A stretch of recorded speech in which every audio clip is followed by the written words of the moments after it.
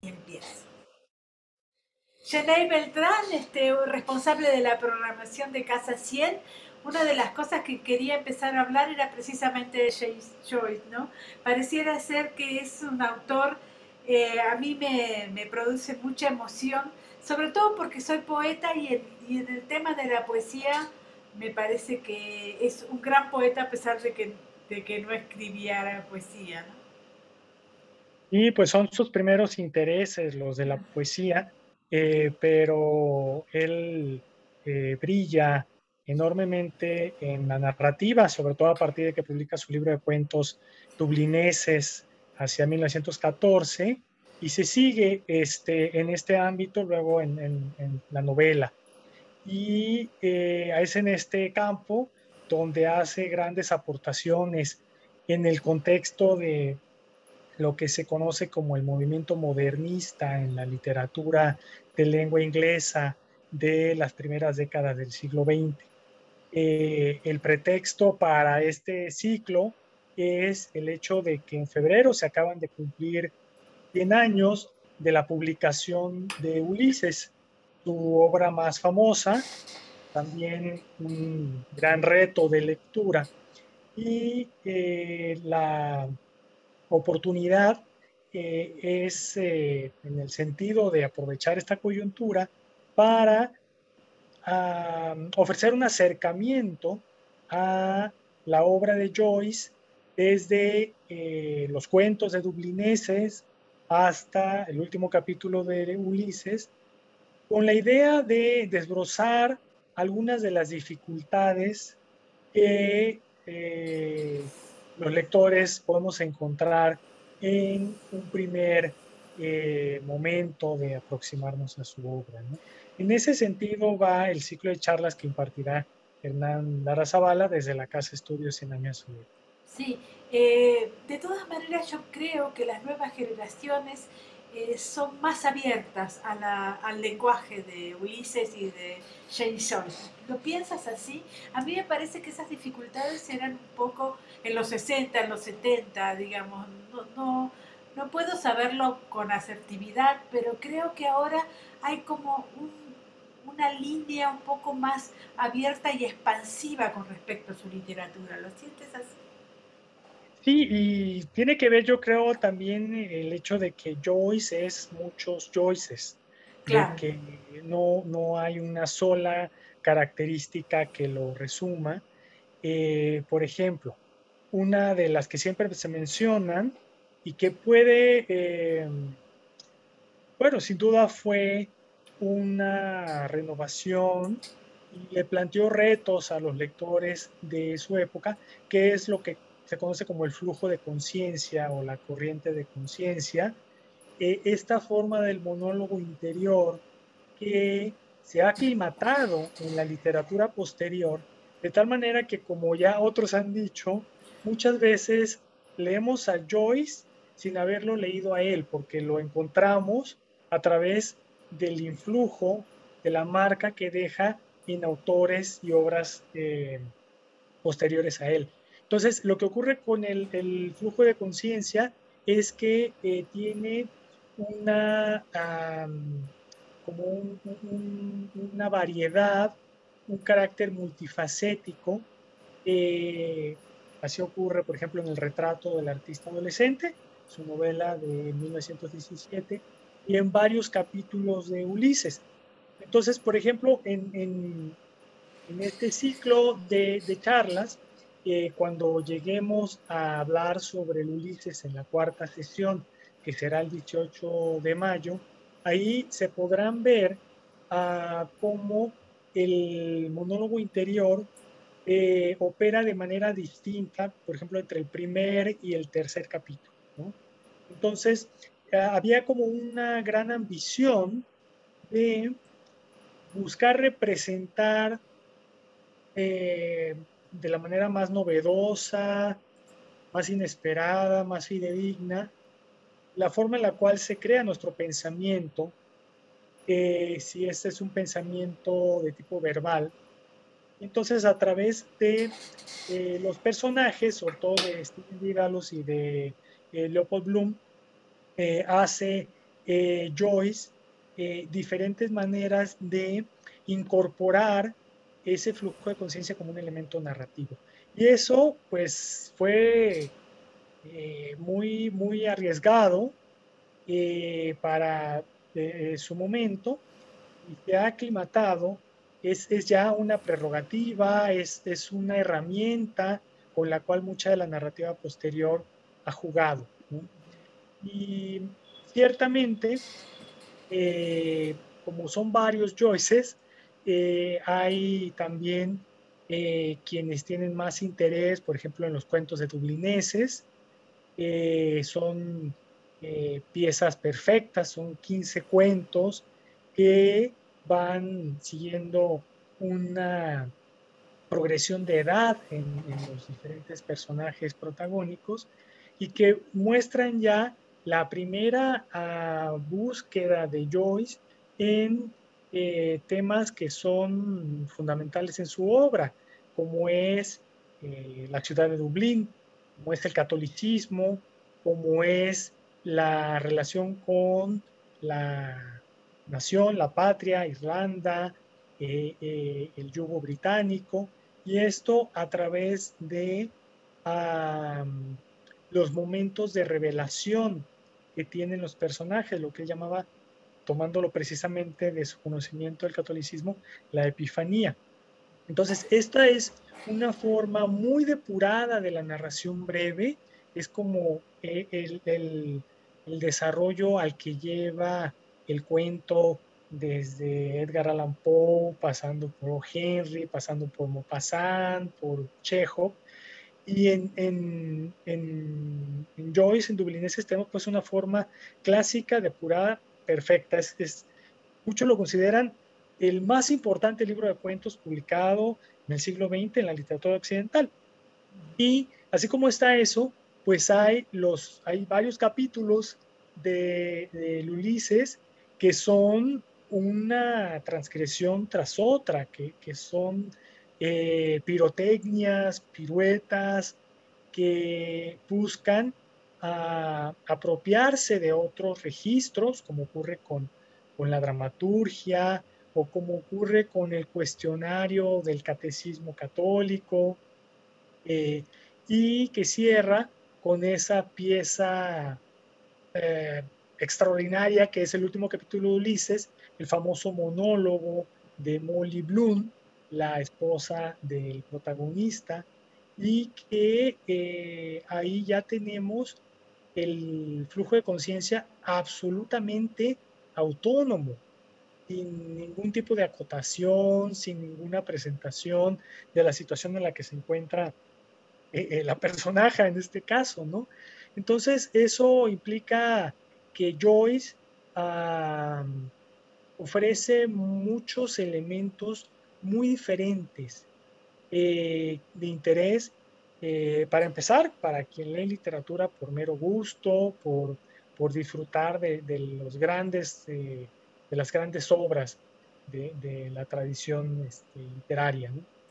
Por eso, concuerdo contigo que hay una mayor apertura a ir de considerar, pues, que la narrativa puede apropiarse de um, características más clásicas y características más experimentales y hacerlas coincidir sin que necesariamente una opaque o expulse a la otra, ¿no?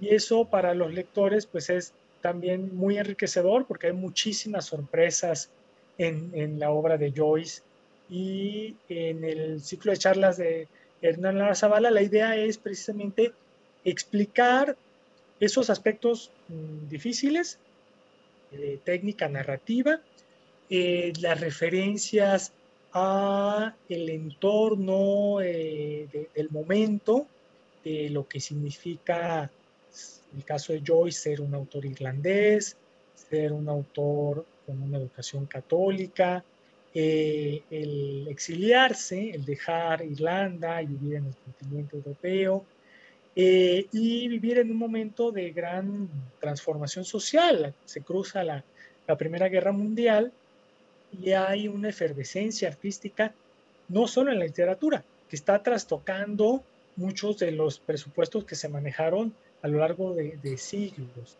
En ese sentido, Joyce tiene una sensibilidad y una inteligencia muy porosas para hacer coincidir en su obra registros y referencias muy distintas, de tal manera que es un mundo propio, es entrar al mundo de Joyce, es entrar a un mundo que no vas a encontrar en ningún otro autor, es pues muy identificable su sello y pues sigue vigente, es un autor muy vivo. El ciclo va dirigido a un público general, no a un público especializado, tanto interesados en narrativa en concreto como en general en la literatura, quienes quieren eh, adentrarse por primera vez en la obra de Joyce, quizá lo han escuchado citado muchas veces y les ha dado miedo entrarle al Ulises, o le entraron y se perdieron y quieren hacerlo ahora con un guía tan erudito, tan conocedor como el Hernán Lara Zavala, y al mismo tiempo va a ser de mucho interés para quienes ya conocen a Joyce, quienes lo leyeron quizás hace algún tiempo, y tienen pendiente esa relectura en la cual uno encuentra más cosas y uno ve con ojos más eh, maduros o más abiertos aspectos que quizás se escaparon en una primera lectura. Tú Al no ir dices, a un... Sí, sí, perdón. tú dices que es erudito, Hernán Arrazabala, lo elegiste por eso. ¿Cómo es la relación de Hernán con James Joyce? Él ha estudiado a Joyce desde hace varias décadas.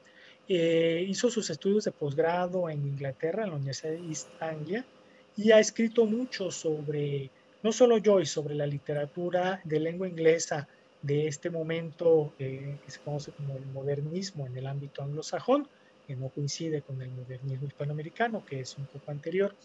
Y además de que él mismo es novelista, es cuentista y ha escrito ensayos sobre literatura, tiene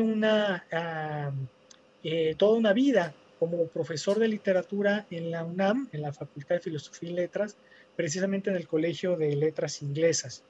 Y tiene entonces pues muchas tablas para Claro. mantener ese diálogo, porque además una cosa que nos interesa enormemente en la casa estudio es eh, que tenemos las charlas en vivo y esto implica que los internautas que nos siguen en YouTube o en Facebook pueden anotar sus preguntas, sus cuestionamientos, sus comentarios, sus perplejidades y yo como moderador me encargo de reunirlas para estárselas pasando a Hernán eh, a la mitad y al final de la charla para tener ese diálogo de tal manera que no solo sea unidireccional Claro, y que implique también pues conocer los intereses de los mismos internautas, ¿no? claro. ¿Qué es lo que más les ha sorprendido o qué es lo que no les quedó tan claro? Y por eso buscamos ese diálogo. Se transmiten de manera gratuita, no hay que pagar ninguna cuota. Esa es una actividad de la Fundación para Letras Mexicanas, que es la institución que coordina las actividades de la Casa de Estudios Cien Años de Soledad. Y pues la única ambición es apoyar en el mayor conocimiento de la literatura en nuestra sociedad. Y con esa búsqueda de la conversación, en el momento es que se hacen las transmisiones, aunque las charlas se quedan guardadas en nuestro canal de YouTube y en la página de Facebook. Para quien no puede verlas en ese horario porque se les cruza con su trabajo, con otras actividades, o van al cine o van al teatro, ¿no? Y entonces las pueden ver diferidas y la opción de comentarios sigue viva, sigue abierta pues la franja de comentarios, de tal manera que el ciclo se mantiene en la plataforma digital para esos otros internautas que no los puedan ver en tiempo real, ¿no? Esa es la Este, dinámica como funciona este programa. Perfecto. Van las últimas dos preguntas. La primera, la casa Cien años de soledad, desde que está, me hizo como revalorizar un poco a Gabriel García Márquez, que es un autor que yo tenía prácticamente olvidado y negado, ¿no? La otra vez le dije a Juan Villoro, bueno, me hiciste recuperar un poco García Márquez, porque yo creo sinceramente que habló del periodismo, pero que no ha sido periodista totalmente. Me parece que él es un escritor.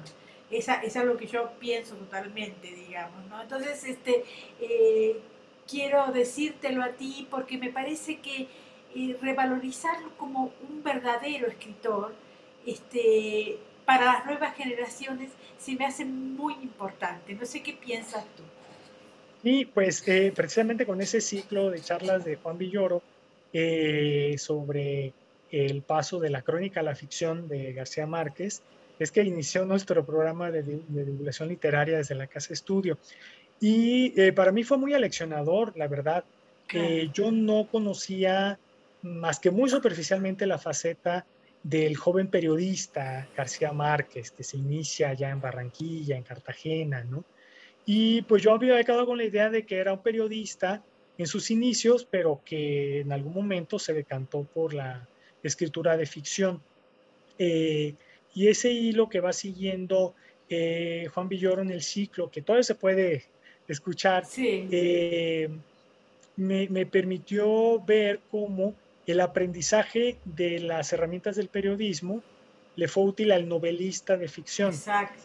Pero si solo se hubiera quedado en el periodismo, probablemente García Márquez no habría llegado a ser tan conocido, a producir obras como las que le dieron la inmortalidad.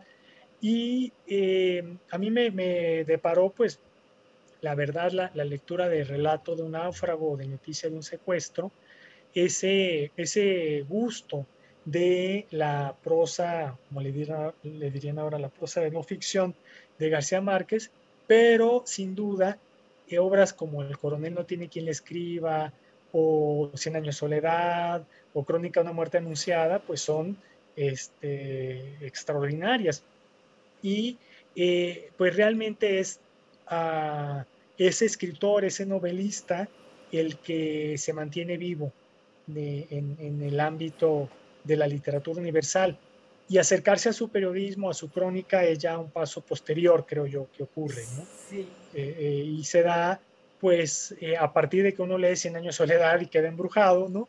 Y dice, bueno, quiero leer más de este autor, ¿no? claro, claro. Ahora, la última es cómo te sientes con respecto a tu nuevo puesto. ¿Crees que están haciendo como escuela, la gente que se acerca? ¿Cómo ves? Haciendo un balance, porque me parece que Sí, ya es como manera, es tiempo de hacer sí. un balance, ¿no? No, pues ha sido un viaje fabuloso. Realmente no solo he aprendido muchísimo, yo como lector, como el primer alumno ahí de todos estos ciclos que hemos armado, sino que la idea detrás de los trabajos de divulgación literaria de la Casa de Estudios Cien años de Soledad es cubrir una franja que ha sido descuidada tradicionalmente, que es pensar en cómo hablar sobre literatura a un público general, a un público amplio, aprovechando el conocimiento especializado, la erudición de escritores y de investigadores, pero al mismo tiempo que estamos en las plataformas digitales que son totalmente democráticas y horizontales, pues tenemos que pensar en cómo traducir ese conocimiento especializado a quienes están leyendo literatura en una etapa inicial, están empezando a leer literatura o solo han leído a ciertos autores que son los que quizá les dejaron leer en la preparatoria. Entonces no estamos pensando en un público de escritores o de académicos, sino en ese público mucho más amplio de quienes disfrutan de la literatura sin que eso implique que sea el único interés que tienen en su vida y que se pueden ver muy, muy beneficiados por este tipo de charlas donde se desmenucen aspectos técnicos, retóricos, estilísticos, en un lenguaje claro, llano, muy directo, que enriquezca nuestra lectura. Eso ha sido realmente muy gratificante porque hemos tenido una extraordinaria repercusión.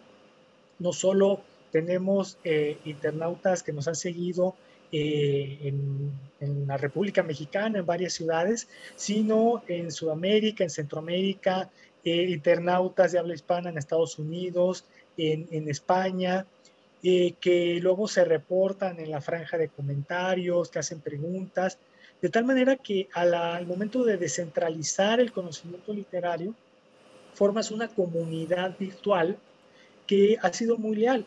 Tuvimos un seminario de literatura mexicana que duró 40 sábados y hicimos un corte a la hora que terminó a finales de marzo y a nuestras charlas habían llegado a 230,000 internautas. Estábamos sorprendidísimos del alcance. Si hubieran sido ponencias en un auditorio, pues realmente cada charla habría llegado a 100 personas o a Claro, 150 personas, ¿no? claro. Entonces, esto es otra manera de pensar en hablar de literatura. Y por eso, pues así como ahora vamos a hablar de James Joyce y el año pasado habló Juan Villoro sobre García Márquez y hemos hablado sobre varios autores y obras de la literatura mexicana del siglo XX, también tuvimos un ciclo donde hablamos sobre Dante, sobre Boccaccio, sobre Ludovico Ariosto, sobre Roberto Bolaño, vamos a tener uno sobre poetas españoles del siglo de oro, otros sobre Alfonso Reyes, en fin, es como muy variado pensando que,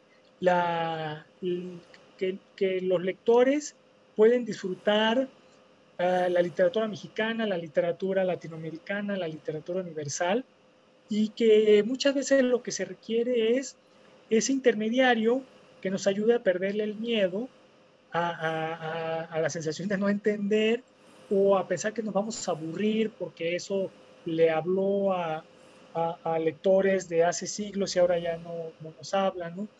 Esa parte ha sido muy gratificante y la pandemia pues nos permitió, digamos, hacer totalmente esa transición. Y nos hemos quedado ahí también por las condiciones de que la Casa Estudio 100 años de soledad es un lugar muy pequeño y si hiciéramos estas actividades presenciales, pues solo cabrían 25 personas y un poco apretujadas y sin sana distancia Claro. en lo que es la sala de estar de la casa de García Márquez, ¿no?